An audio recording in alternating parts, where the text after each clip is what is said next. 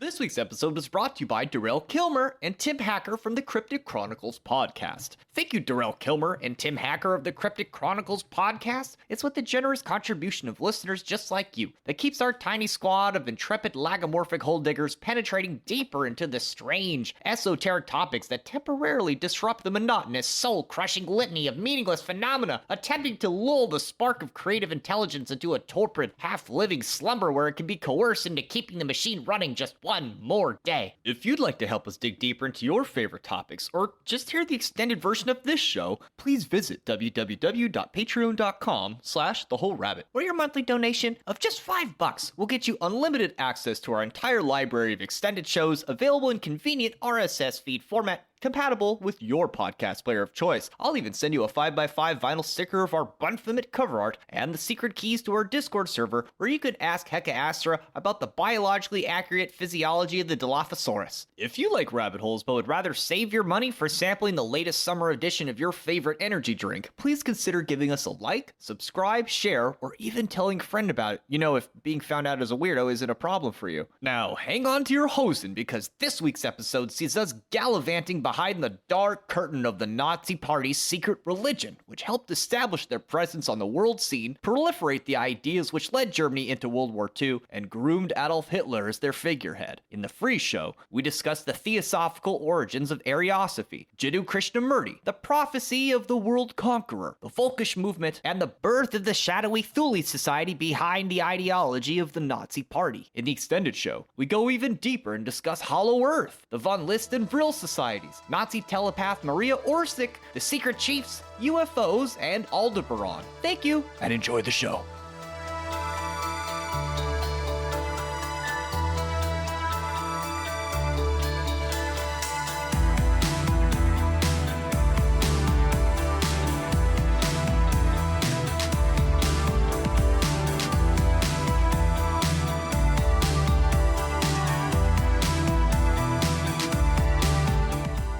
Oh yeah, like the Nazis have a base on the moon, for sure.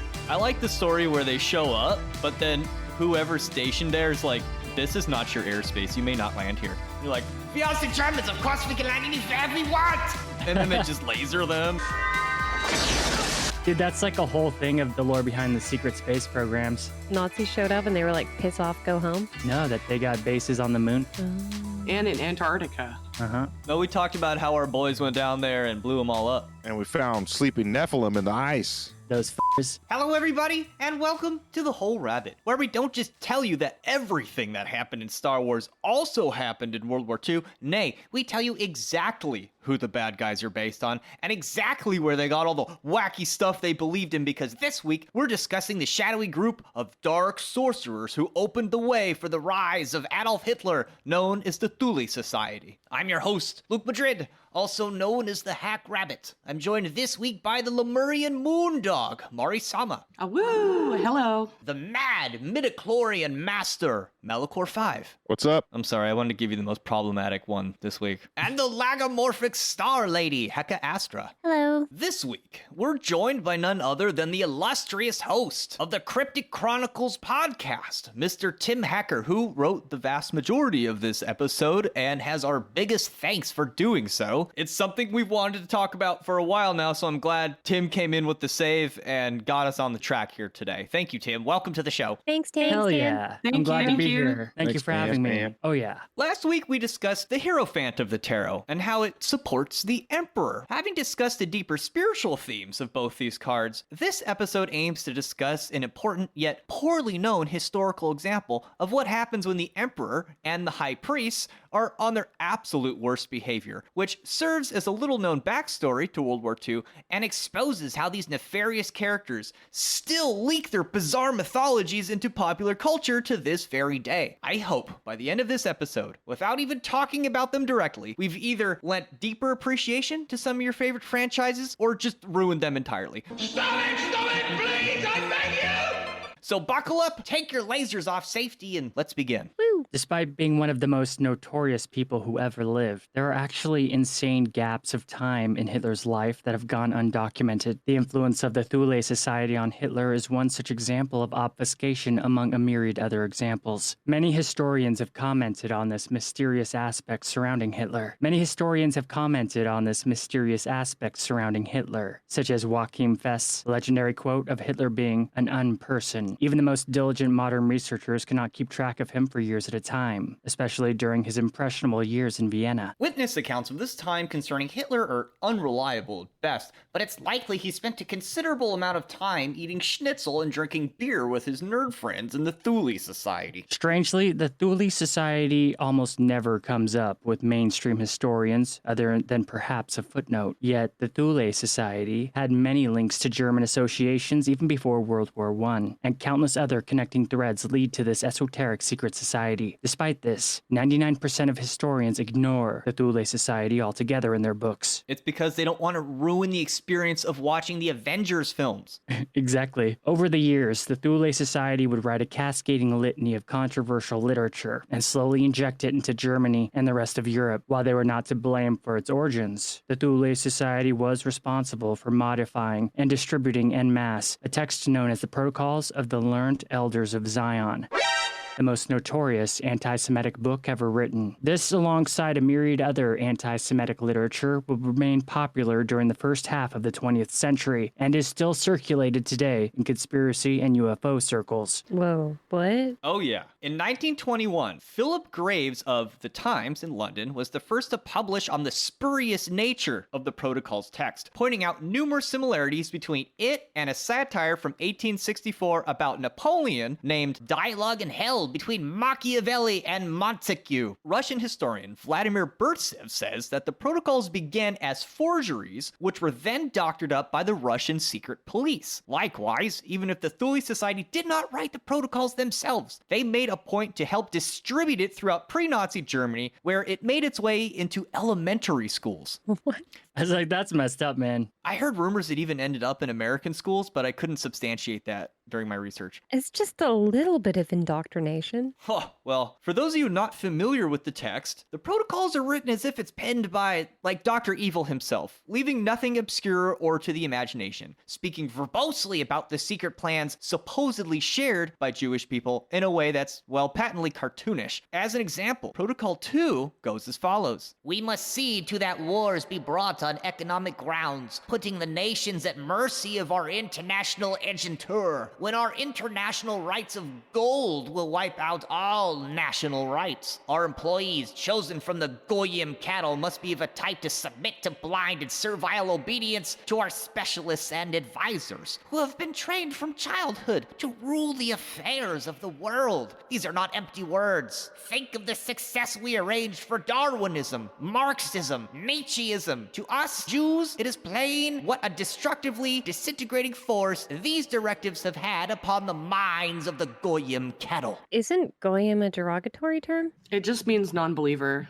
like a non-follower of Judaism. Now, in the United States, around the same time, American industrialist Henry Ford, like the car company dude, he published numerous anti-Semitic articles liberally quoting from the protocols in his newspaper, The Dearborn Independent, which sold over 250,000 copies. Ford would later publish a compilation of the articles in a book labeled The International Jew, the World's Foremost Problem, saying, "The only statement I care to make about the protocols is that they fit what's going on. They are 16 years old, and they have fitted the world's situation up to this time. Fix or repair daily." Even today, the Arab and Islamic world seems to still circulate the protocols, cropping up in editorials, political speeches, and even children's cartoons. Here's looking at you, Death of Furfur. In 2002, the United States Department actually condemned the Egyptian government for sponsoring a TV miniseries based on the protocols. While most modern editions leave it out, Behold the Pale Horse, a conspiracy literature UFO classic by William Cooper, includes the protocols, but cautions the audience to suffer substitute the word Jew for Illuminati, which then, as he claims, makes it a true story. That's like a weird way of still making it derogatory. It's still putting it out there, so that's why most editions of Behold the Pale Horse won't include the protocols. You're basically including Nazi propaganda in your book, which makes you obviously look terrible. Right, but he's kind of covering his ass by being like, well, not all Illuminati are Jewish. Correct. Now, in terms of pre-Nazi Germany, the Thule Society used conspiracy propaganda literature like the protocols to inject its ideology into the public,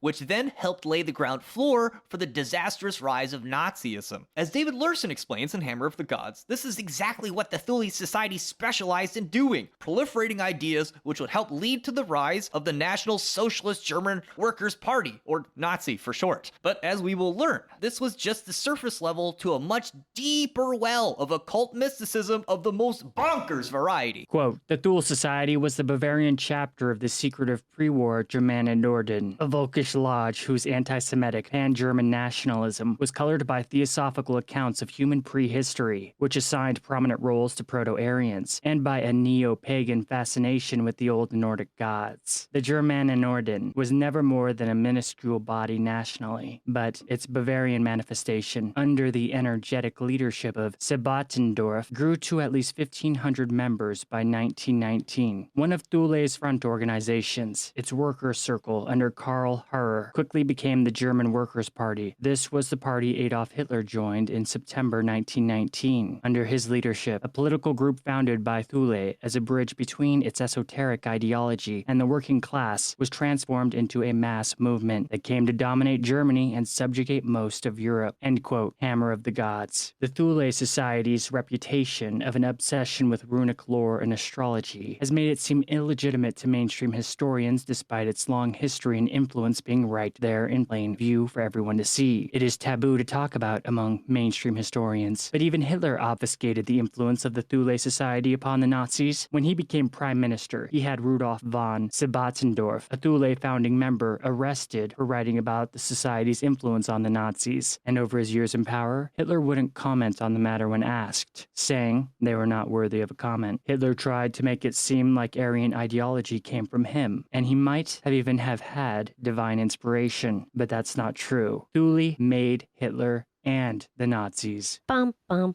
bum. The plot thickens. I think this is important because most people just think he went to art school and got pissed off, right? But he really had these nerds pushing him. Yeah, seriously. Quote, anyone who understands National Socialism only as a political movement knows virtually nothing about it. It is even more than religion. It is the will to a new creation of man. Adolf Hitler. Quoted in Joachim Fest Hitler. The end of the 19th century was called the flight from reason because people were questioning Christianity in the face of advancing reason and science. The Industrial Revolution and expansion of knowledge led to the church losing establishment power. But in a bland, directionless, meaningless universe, it left Europeans spiritually discontent. A slow break from the Western Christian tradition hit the spiritual equilibrium of the German-speaking people of Europe hard. The theory of evolution and materialism left many empty and thirsty for meaning. Alternative ideas entered the stage, such as Theosophy. An offshoot branch of Theosophy called Ariosophy is the branch that took root in Austria and then Bavaria, which later called itself the Thule Society. Many in the West looked toward the East to condemn their own cultures, whether accurate comparisons or not. Theosophy and Nordic mythology gave many what they so desperately craved and filled their lives with meaning once more. But just what is Theosophy? In short, it might be thought of as a mystical philosophy which cherry picks from Hindu and Buddhist cosmology, with traditional Western occultism sprinkled in here and there. To oversimplify slightly, It's practically synonymous with the New Age movement. Theosophy is a fascinating subject worthy of exploring further and still has a profound influence to this very day. Theosophy was founded by Russian medium and mystic Helena Petrovna Blavatsky in 1875, having claimed, like any good occult order, to have been tasked with its creation by a group of shadowy spiritual masters known as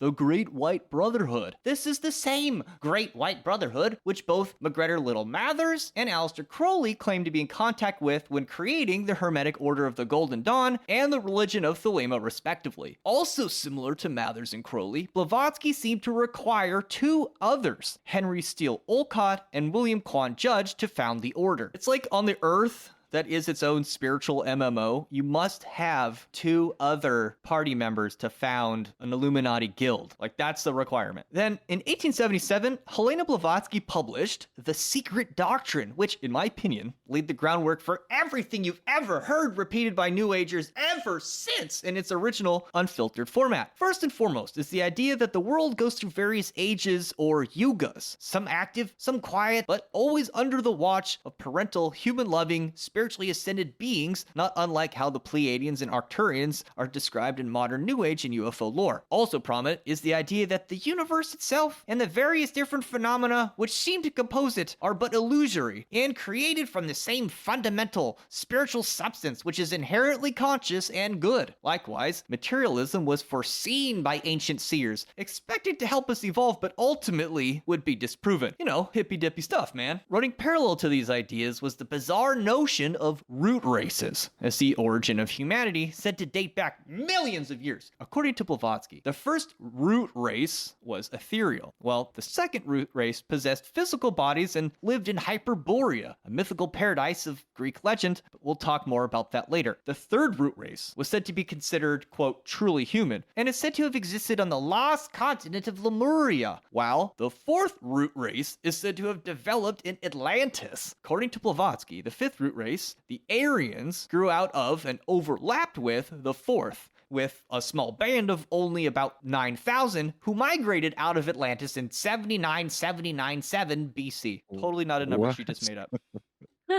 Okay, this just went down the mine shaft. Tell me more. Well, wait till you hear about this. Supposedly, the bards of these Aryans referred to the whiteness of their skin as, quote, moon-colored, which to me explains why white supremacists today love the Moon Man meme so damn much. Wait, so they're gray? Like, yeah, silvery, grayish, white, I guess. Like the Addams Family. Like a whitish, gray, powdery skin. So they're all ashy. I don't think you can say that. I'm white. I can say ashy, right? You know, All I know is I had a Moon Man toy as a kid, and now I feel bad about it. As Blavatsky tells it, a small group of these Aryan migrants then went south to the shore of a giant inland sea centered around what was the verdant and lush Sahara, where they founded, quote, the City of the Sun. The larger part of the migrants, though, they continued onward toward an inland island, also dubbed the White Island, in the middle of another inland sea in what is now the Gobi Desert, where they established, quote, the City of the Bridge, and was supposedly built directly below the etheric city of Shambhala, where Theosophists believed the governing deity of the earth, Sanat Kumara, dwells. As such, the ongoing evolution of the Aryan race was thought to be divinely guided by what Theosophists called the Lord of the World. As we will soon discover, the future Nazis and modern New Agers absolutely loved this story. I love everyone. Now, to be fair, in terms of occult symbolism, there is a salute called the Salute to the Lord of the Earth, where you do give like a Nazi Heil. That's what that meant to the Nazis. They were like, we are saluting the Lord of the Earth. So it was like all built into their weird state religion. And by Shambhala, you don't mean the International Music Fest. Well, it depends if you're an intelligence agent that's keeping an eye on things or not.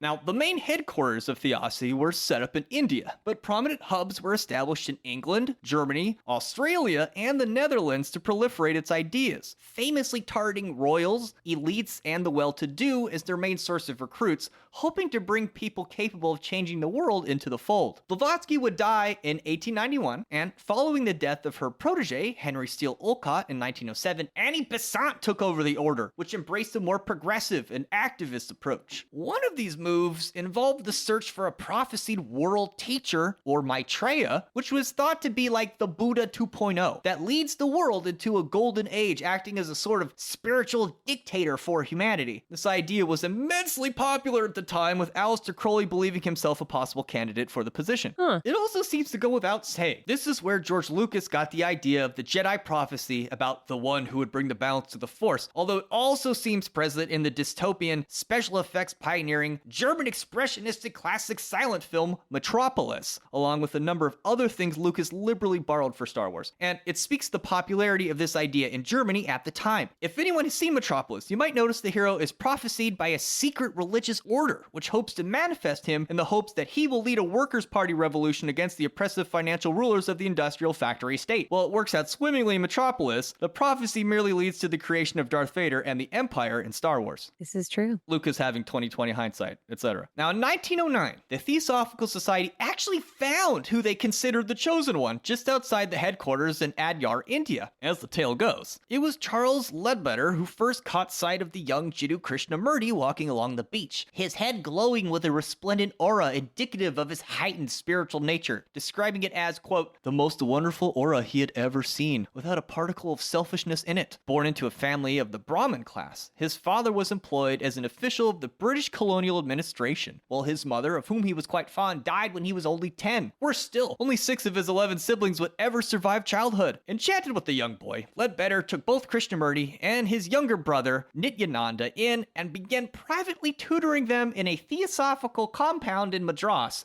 grooming the young Krishnamurti to become the fabled world teacher, or Maitreya. Ernest Wood, one of the Theosophists who helped Krishnamurti with his homework, described him as, well, dim-witted. According to the biography written by Papal Jayakar, the boy had always said, I will do whatever you want. There was an element of subservience, obedience. The boy was vague, uncertain, woolly. He didn't seem to care what was happening. He was like a vessel with a large hole in it. Whatever was put in went through, nothing remained. Sorry, I have to push down all the red flags popping up. Krishnamurti backed up these claims when referring to his younger self. No thought entered his mind. He was watching and listening and nothing else. Thought with its associations never arose. There was no image making. He often attempted to think, but no thought would come. Krishnamurti's father would soon agree to legally transfer guardianship to Annie Besant personally, but in the wake of his growing fame, would attempt suing Besant for custody in a protracted legal battle, but lost. Afterwards, Krishnamurti and his brother would be whisked off to partake in opulent British society, becoming capable in reading, writing, and speaking English in just 6 months. In 1911, the Theosophical Society established the Order of the Star in the East to prepare the world for the expected appearance of the world teacher. Krishnamurti was named as its head, with senior theosophists assigned various other positions. Membership was open to anybody as long as they accepted the doctrine of the coming of the world teacher. So this Order of the Star in the East is a different order than the Order of the Eastern Star. Yes, but it is a bunch of old bag ladies. To speak of my personal experience on the matter, I've been in the orbit of Theosophy my whole life. My first forays into the occult were paired with regular pilgrimages to Crotona Hill, a theosophical retreat featuring a fully stocked occult library, lecture hall, meditation gardens, and even a small village for permanent residents where meat and drugs are strictly forbidden. I couldn't live there. Crotona Hill is located in the idyllic mountain town of Ojai in Southern California, where, according to the story, when Krishnamurti first visited in 1929, had a spiritual awakening, renounced his prophesied role as the world teacher, dissolving all organizations was centered around him, fulfilling this role, and announced he would lecture and teach independently, stressing the importance of self-inquiry, freedom from authority, and the direct experience of truth for oneself. Krishnamurti even retired there, and despite traveling to teach, he lectured there in Ojai on a mostly permanent basis, taking up residence next to the house of his close friend, Aldous Huxley. You know, when you were talking about Krishnamurti as a child was even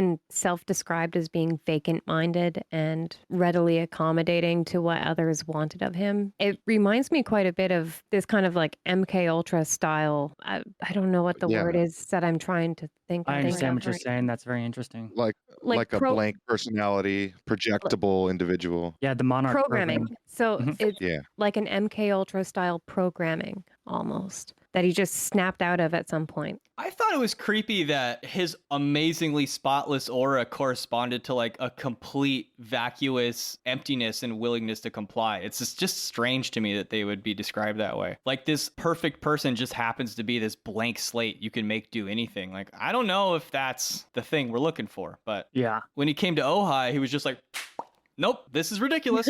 I'm not doing this. Yeah, I mean, Ojai's beautiful, though, to be honest.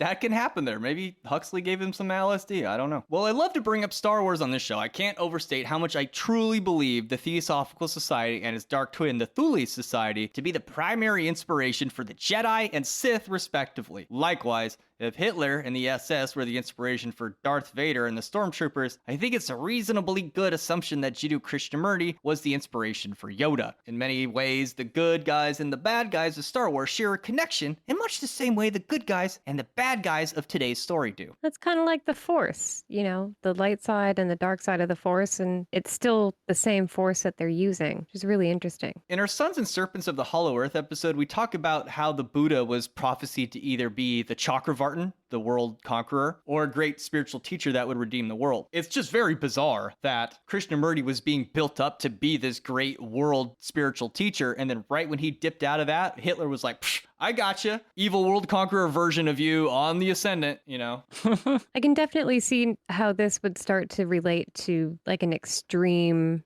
dark polar union of the emperor and high priest, like you were saying. Unlimited power! I mean, there is a reason why lightning is the dark side power. Just hold on to that for a little while.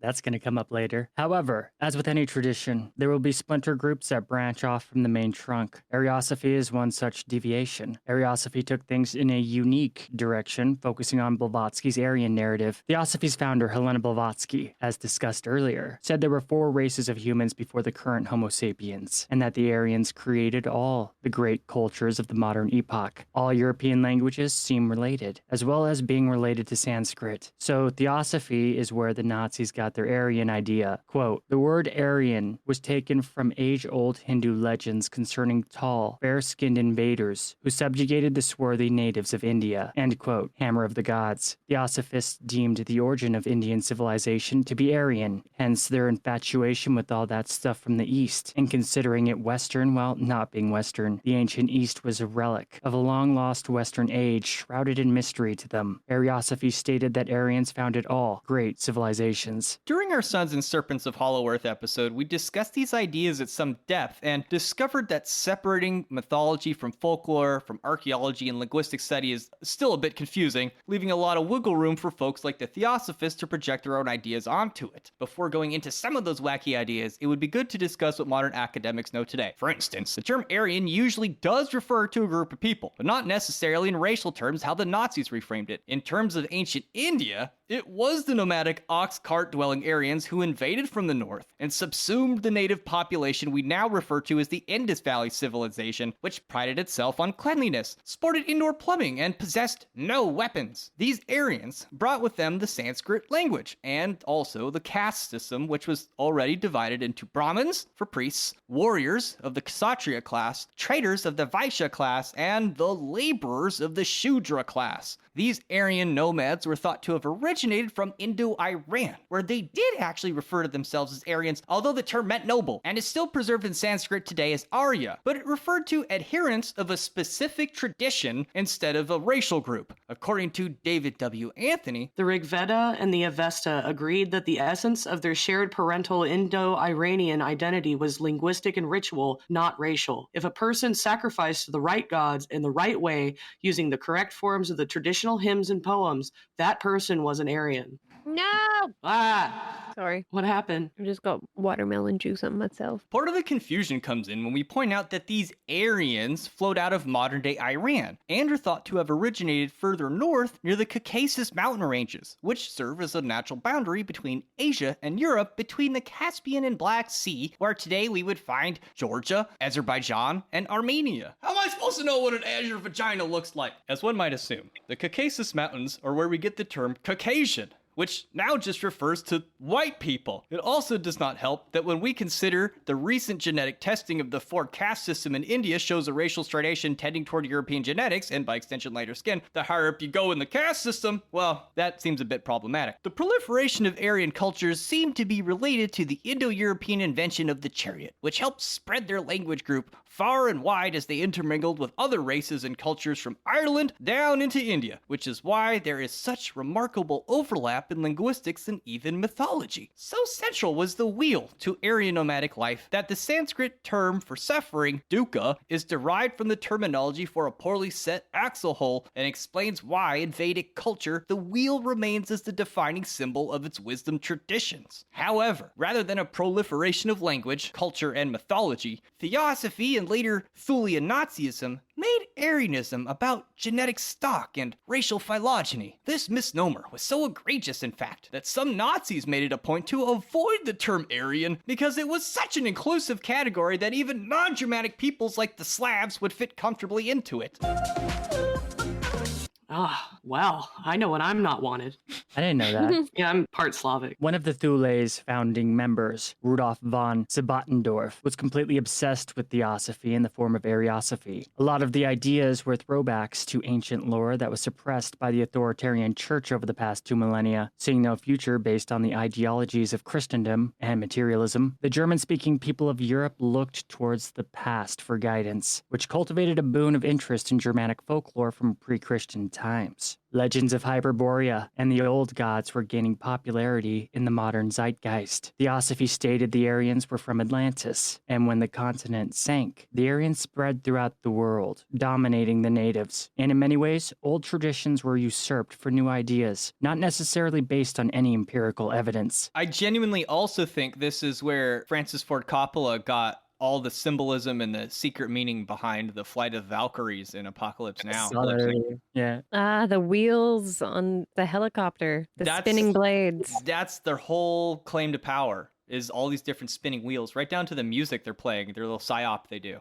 But long before the Nazis got a hold of the swastika, it appeared in numerous ancient cultures, which partake of the Proto-Indo-European language group. According to Wikipedia, in several major Indo-European religions, the swastika symbolizes lightning bolts, representing the thunder god and the king of gods, such as Indra in Vedic Hinduism, Zeus in the ancient Greek religion, and Jupiter in the ancient Roman religion, and also Thor in the ancient Germanic religion. The symbol is found in the archaeological remains of the Indus Valley civilization and Samara, as well as in early Byzantine and Christian artwork. And it's also representative of a sun, which a lot of the monotheistic religions relate sun to God. And it also represents the 4 seasons or the 4 elements, on a cross shape. I don't know. I think it's a really cool symbol, and I'm sad that it's been Corrupted. Yeah. This is why we can't have anything nice. Even the Indus Valley civilization already had it before the Aryans show up. The Aryans are like, hey, look, we have this. Oh, you too? Oh, crazy.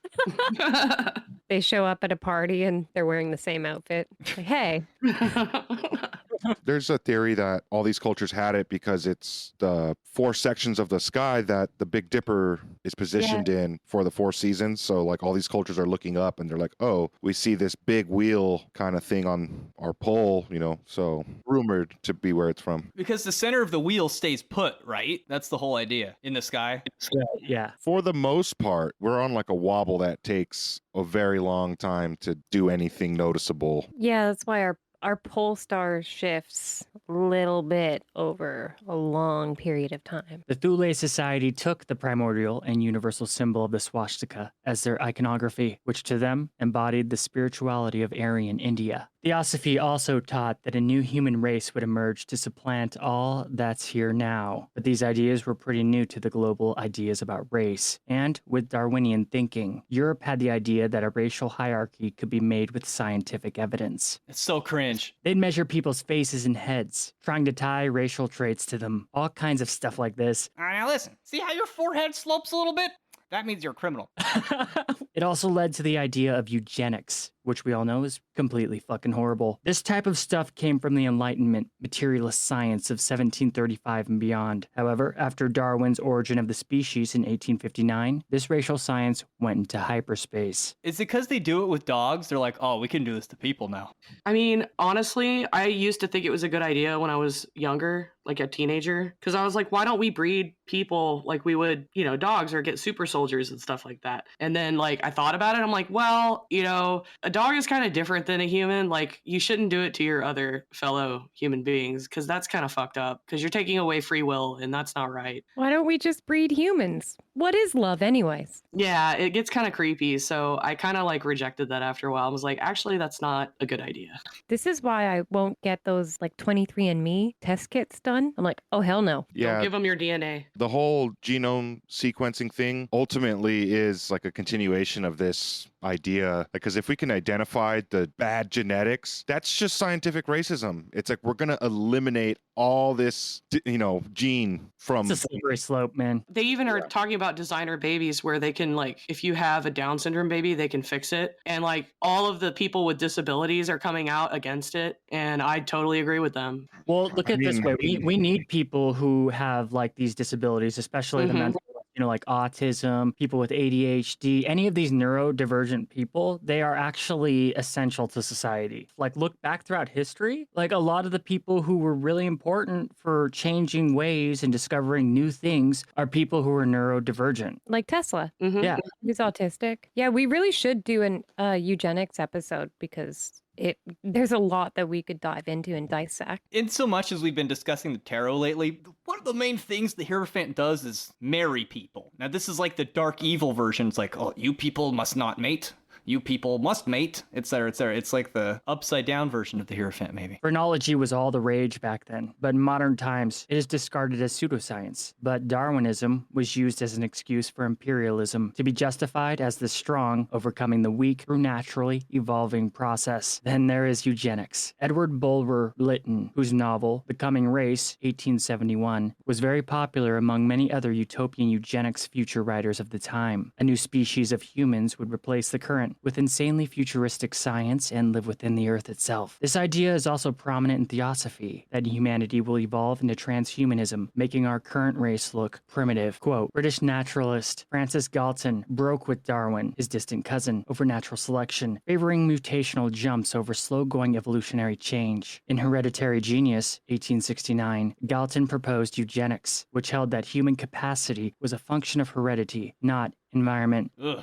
End quote. So the idea that humanity could be bred into a super race and purged of its limitations through eugenics almost became religious dogma to many thinkers of the 1800s. Even the Americans like sterilized criminals and had a pretty oppressive eugenics program, which Hitler actually borrowed and said he learned from. Yeah, for real, dude. Theosophy based a lot of its ideas off the zeitgeist, and in many ways presented a respectable public face for their occult paradigm. Tons of people took Blavatsky's Theosophy very seriously, and many still do today, even in prominent government organizations such as the UN. I wasn't sure if I believed you at first when you said that, but then I got into a fight with ChatGPT, and I had such a hard time getting it to agree with me that the whole Aryan root race thing was, them being a superior class of humans, spiritually and all that, could be considered racist. And it just was like, okay, it wouldn't accept that Theosophy had any influence on Ariosophy. They're like, no, these are two separate things. Theosophy good, Ariosophy bad.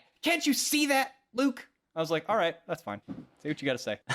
And don't bring this up to Theosophists either. They hate hearing about this. They don't want to be blamed for creating the Nazis. Well, of course not. I think it's also important, though, to take what is useful and discard what is not as far as ideologies go. Like that which is not balanced, you can move past it. You don't throw the baby out with the bathwater kind of thing. So it's not that all Theosophists are racists, basically, but it does have this kind of underlying current that ties into things that did twist it into that. I mean, to be real about it, to be a Thelemite is to almost have the same message. Like if your new Aeon is just going to come and smash the old one, well, I fail to see how that's any different than the stuff we're talking about in this episode here. Yeah, are you ready for the ninth paradigm, man? It is kind of a weird occult idea that like, oh, we are preparing for the future and all the other unworthy ones will pass away and we will create the next great age. Like it's and like there is a little bit of like truth to it where like, yeah, eventually everything's of the old is going to be washed away and dead and there is going to be a new generation. So it's like they're not even saying anything new or like creative. It's just like, yeah, that's just a fact, but like don't think you're included in that like upper class or whatever. Like when we discovered the neutron, that's when it all went whackity schmackety. And then the aliens started showing up like, what are these insects doing creating nukes? Like, so there are scientific or cultural advances that do like push humanity into new epochs, but like it's not a racial thing. In many ways, all the occult orders founded in the late 1800s required Blavatsky's stamp of approval before it could be seen as legitimate. Her influence was this pronounced, and this included the Golden Dawn of Aleister Crowley fame, whose Grand Master was MacGregor Mathers, a Theosophical adherent. People of the era thought that evolution could be forced to occur and greatly speed up the process and create this new super race that would create a utopia. As David Lerson says in his book Hammer of the Gods, quote, the Leninists hoped to speed the pace of Marxist historical dialects by making revolution. Thiel imagined that an organization might try forcing evolution forward, a step later advocated by the Ariosophists, and finally undertaken by Himmler's SS. End quote. Throughout the world, Theosophy and politics seemed to resonate with one another, and as the 20th century dawned, many groups in powerful places thought they could create a new world of superhumans living in the perfect society. This would lead to more death and suffering than anything else in the entire history of humanity. This zeitgeist transcended the left-right political paradigms, as both were equally consumed in racial and social engineering using Darwinian logic. Still like this, but the branding has been updated and given a facelift. The societies these ideas were being cultivated in had their own inherent cultural baggage, with Germany having a lot because of its unique history. As historian Golo Mann observed, quote, what psychologists teach about the individual also applies to the nation. It can harbor old, unpleasant memories, transform them in strange ways, and derive aggressive energies from them, end quote. This brings us to the birth of the Thule Society. Germany was denied their own nationalism during the 17th and 18th centuries, at the height of nationalism, when it was a potent, growing cultural paradigm across Europe and the world. Germany, in its many fractured states, was equal, if not more powerful, than many fully fledged states consumed in nationalism at the time. This robbed them of a place of honor and prestige on the world stage, even though they very much deserved it. This gave Germany more fervor to prove itself to the world, but not being quote-unquote part of the club led Germany to cultivating a metaphysical nationalism. Germany existed as a nation spiritually, even if it did not exist as a nation on a map. This attitude was common through all the German states, including down into Austria, with all those sharing the German language and culture looking at themselves as a united force in spirit, but not as a united nation in a materialistic sense. This romantic nationalism of the many German states grew even stronger during the Napoleonic Age that saw Napoleon occupy German land. However, much of Germany resisted exterior influence in other ways, considering their culture the true untainted culture of the world, and them being basically light in the darkness. This metaphysical and spiritual nationalism would continue even after Germany was united into a fully fledged European state. So Germany had a natural resilience to other European cultures, including Darwinian materialistic science. Quote, interestingly, academic German science was slower to embrace biological Aryanism and racist anthropology, not fully accepting it until the dawn of the First World War. End quote. Hammer of the Gods. The goal of the German nationalism was to unite the Volk, which is the nickname for basically all German-speaking people and kind of even Scandinavians to an extent. It was the spiritual community of all German people, not just the Germans in the newly formed German state called Deutschland in their native German language. The Volk is a term to describe all the Germanic people as a whole. This is partly because Julius Caesar looked over the Rhine and he's like, see all that? Germans. Volk is related to folk and is usually translated as people, as in Volkswagen, the people's car. The term Teutonic is related because, while it means the German branch of the Proto-Indo-European language group, it also means people, tribe, or crowd. As Germany became a legitimate state, many Germans were dismayed it did not include Austria, for example. The Romantic nationalism included those of German descent in Britain, as well as America. All the Volk were seen by a cultural zeitgeist as the true people responsible for the greatest cultural aspects of all nations and of all art and basically the world. We're talking science, mythology, you name it. Invented highways, invented the very microphone that I use as a musician. The Volk were the foundation of it all in this paradigm. This explains the bizarre reason Hitler didn't want to war with England. I think it's worth mentioning that so much of what we consider emblematic of English culture, like the crown jewels in this example, happen to be composed of so many German imports or are German-made in some way. Examples include the Brunswick Star, the Sovereign Scepter with Cross, Queen Mary's crown, the state trumpets, the Imperial State Crown, the Prince Albert Sapphire Brooch, the Hanoverian crown, the Queen Victoria's coronation necklace, and numerous others which were either made in Germany or by German hands. I think the swords, a lot of the swords are as well, like Cortana, I think was originally a German sword. Yeah, That's interesting. They got some great guns too. Oh, They yeah. do. They pretty much invented the automatic rifle, which then the Russians were like, no, no, stand back, hold my beer.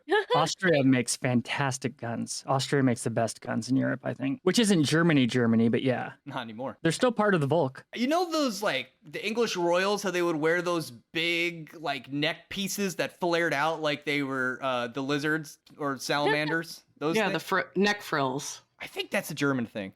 I don't know, though. I don't know if they have salamanders or what the deal is. Yeah, it's basically like that thing that kills the fat dude in Jurassic Park. I love that guy. The Dilophosaurus. Dude, that guy was so pissed off, but for good reason. Isn't that Newman? Newman. A Dilophosaurus kills Newman. Yeah, so like the English people with the frilly things, it was just a Dilophosaurus style. It's a scientific name for the style. Reptilians from the Under-Earth. Exactly. Whoa. The German people had a spiritual nationalism that all the Volk should be united as one. This is known as the Volkisch Movement and led directly to the branching off of Theosophy to Ariosophy, and eventually the Thule Society. Ariosophy thrived in the first decade of the 20th century in Germany. In a sense, it is impossible to separate Blavatsky and Theosophy from inspiring the Thule Society, as well as the swastika being taken as their symbol. Ariosophy and the Aryan race narrative is a direct offspring of Theosophy. Quote, Vienna, capital of the multinational Habsburg Empire, rivaled Paris as Europe's cultural seat during the reign of Franz Joseph, 1848 to 1916, end quote. So like it's really serious that Vienna was like the capital of culture in Europe in many ways, not Paris like people might think. Like if you watched an anime with a romanticized version of Europe, you'd see a lot of this type of German stuff in it. Mm-hmm. So when we step back, and then it's also kind of weird in World War II how the Axis powers like were a link between Germany and Japan, where they like looked at each other and they're like, I see what you're doing there. That reminds me of me. So when we step back and look at some of the ideas Blavatsky had put forth, especially the concept of root races and Aryanism, we can begin to see how intoxicating it might have been as an idea to believe that one's culture was inherently superior because it was destined by the gods to lead the world into a new glistening age. It didn't help that the secret doctrine included the notion that the animal kingdom was inhabited by races which had fallen to animal behavior, which allowed the Thulians to see others as inhibitors to evolution itself. But if you'd like to hear more about the wackety schmackety ideas of the Third Reich, the rise of the Thule Society, Nazi mediumship, and even Nazi UFOs and occult beliefs, please visit www.patreon.com/thewholerabbit, where your monthly donation of just $5 will not only get you access to this extended episode, but all our extended episodes going back over 3 years to the before times. I'll send you a 5x5 vinyl sticker of our cover art, and you'll get the secret keys to our Discord server, where you can talk about stuff that would probably get you fired if you talk about it at work. Thank you again for coming, Tim. Yeah, no problem. It was great. Onward to part 2. Thank you, everybody. Eat carrots and shoot lasers. Pew pew. Tim, do you want to do the pew pew? Pew pew.